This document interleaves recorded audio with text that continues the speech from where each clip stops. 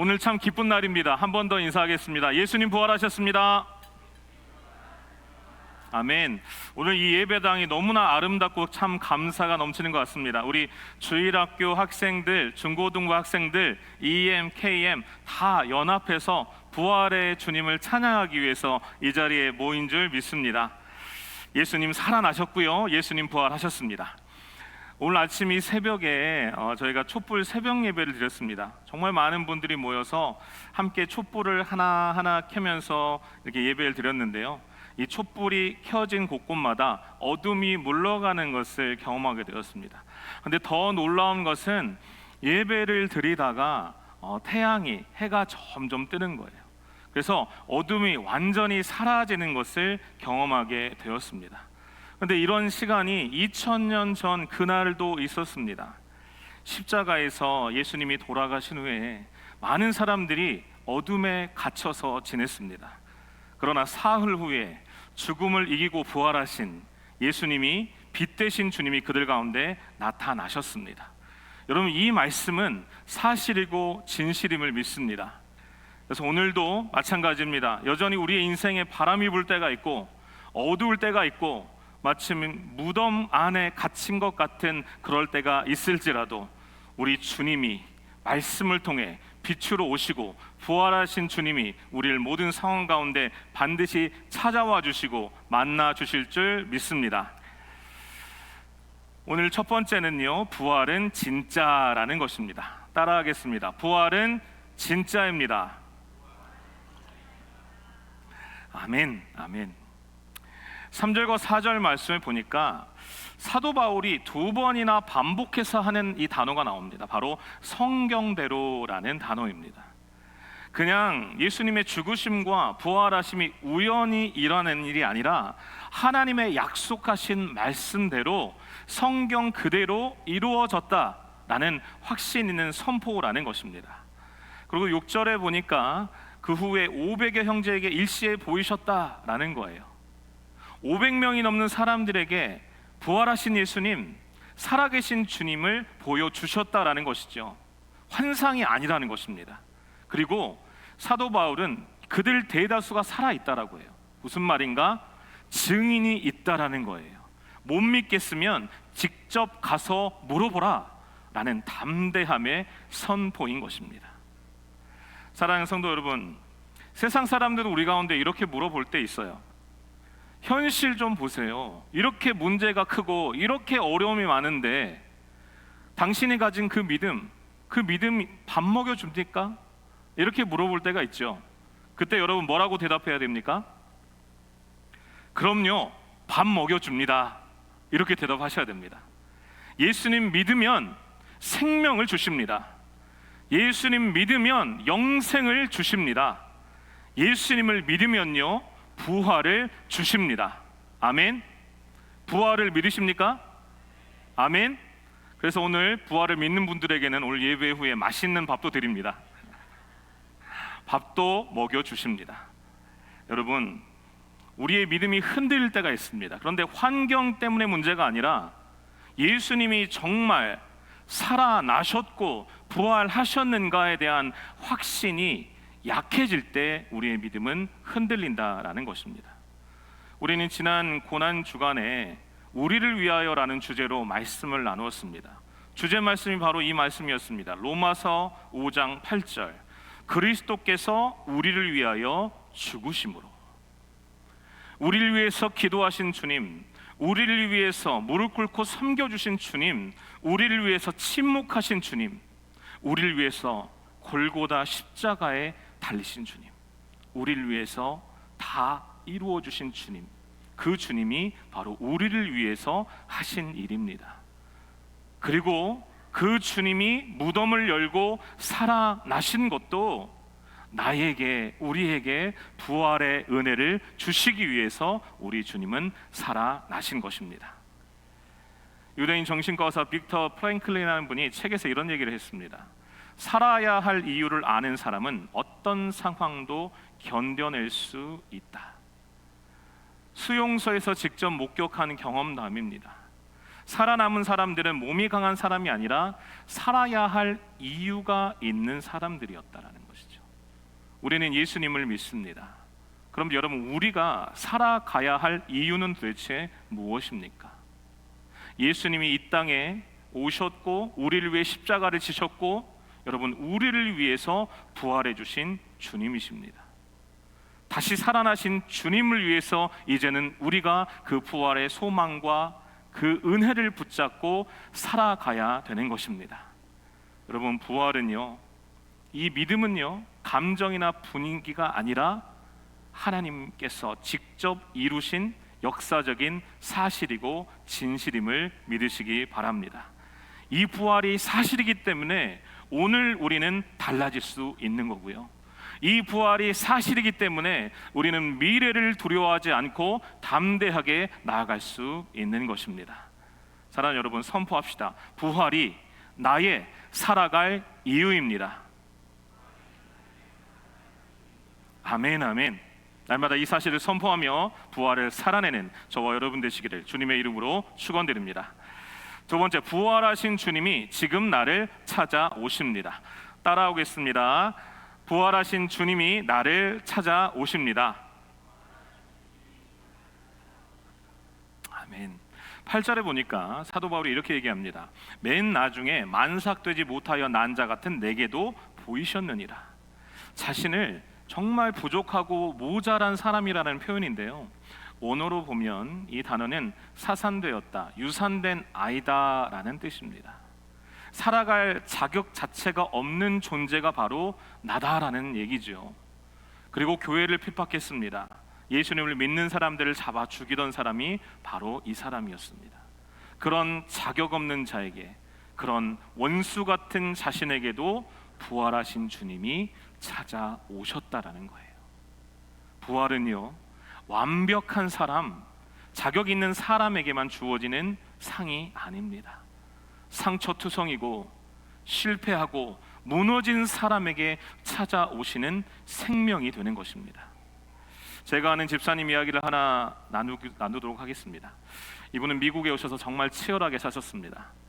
아틀란타 다운타운에 흑인들이 많은 그 지역에 그로서리를 오픈하셨는데 권총 강도만 몇 번을 당했다고 합니다. 그러다가 비즈니스가 안 될 때가 왔습니다. 사업이 안 되니까 여러 가지 어려움이 생기고 가정에도 문제가 왔습니다. 배우자와 문제가 생겼습니다. 자녀들도 너무나 속상한 문제를 일으켰습니다. 건강도 이상이 생겼습니다.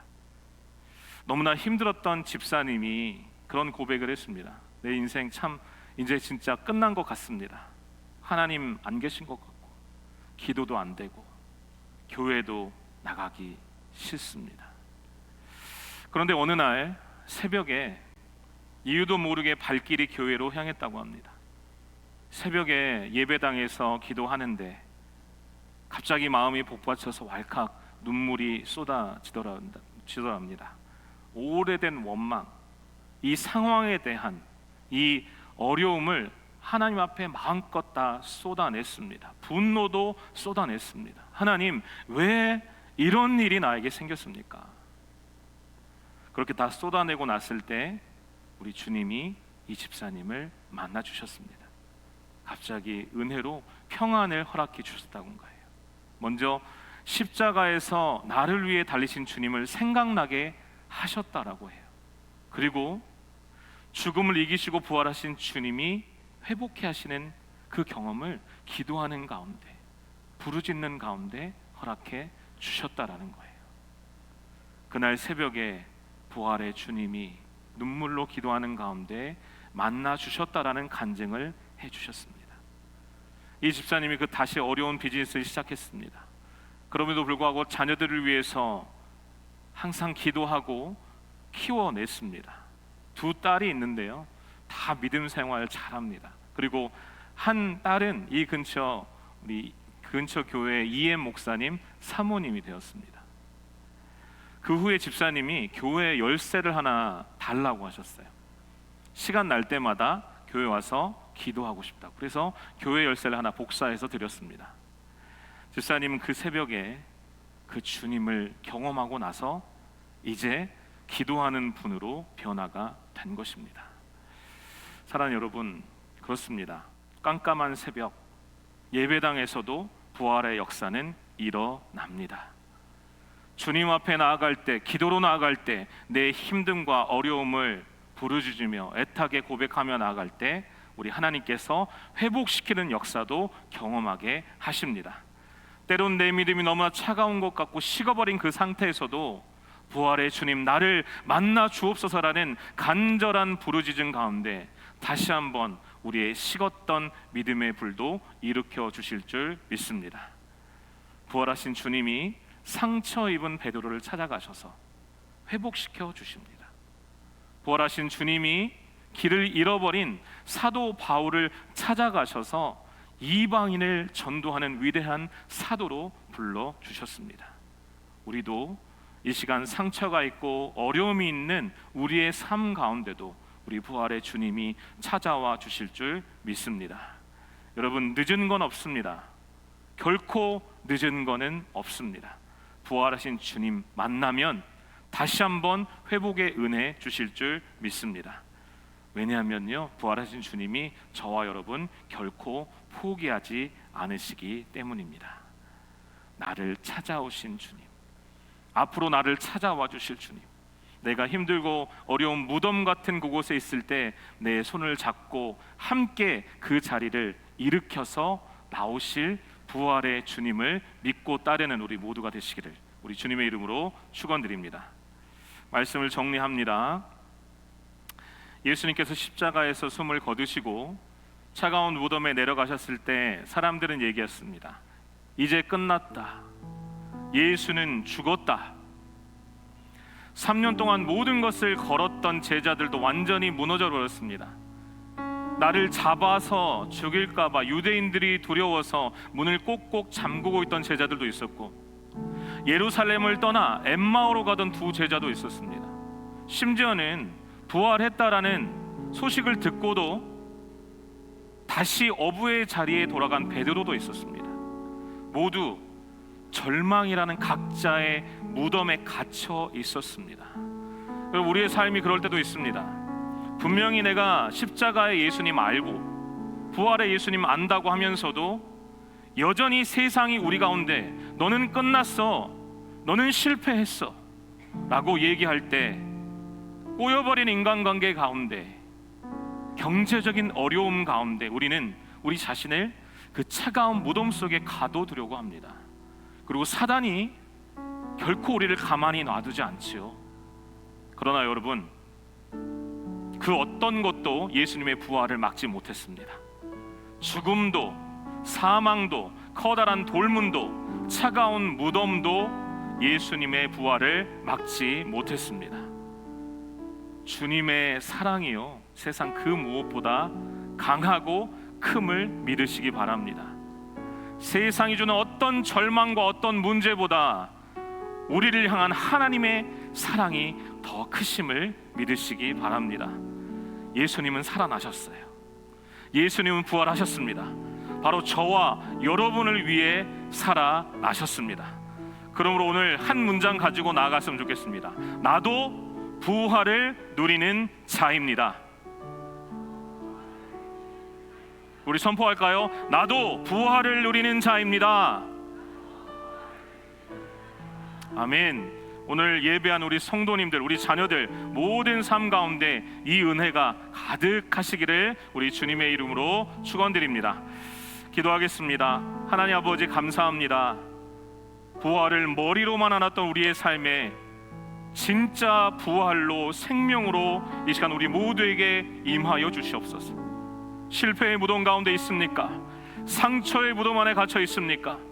두려움의 무덤에 갇혀서 한 발자국도 나아가지 못하는 나를 찾아와 주셔서 주님의 은혜로 회복되게 하여 주시옵소서. 죽었던 모든 것들이 다시 살아나게 하여 주시고, 깨어진 관계가 이어지게 하여 주시고, 나의 식어버린 믿음이 다시 한번 뜨거워지는 은혜를 허락하여 주시옵소서. 가정과 직장과 비즈니스와 모든 삶의 자리에서 나도 부활을 누리는 자입니다라고 선포하며 승리하게 하여 주시옵소서. 은혜 주실 줄 믿고 감사드리며 나를 위하여 다시 사신 우리 구주 예수 그리스도 이름으로 기도드립니다. 아멘. 우리 다